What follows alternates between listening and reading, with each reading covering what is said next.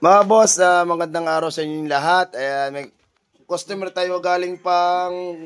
Boss, ang galing boss? Luyos lang. Luis lang. Saan mo nabili ang motor na ray? Mailing. Makiling. Bago ang lahat mga boss, may tuturo lang ako sa inyong counting tips at may mali lang ako nakita. Ayan, shoutout muna. Paring Bart. Ayan, paring Rom. Shoutout. Third day. Ayan, mga mekaniko nating coming soon pa. Yeah mga boss, pagbukas namin ng cylinder head mga sir, may problema, may mali. Ito naman sa nagkagawa nito, okay lang yan boss, aray boss.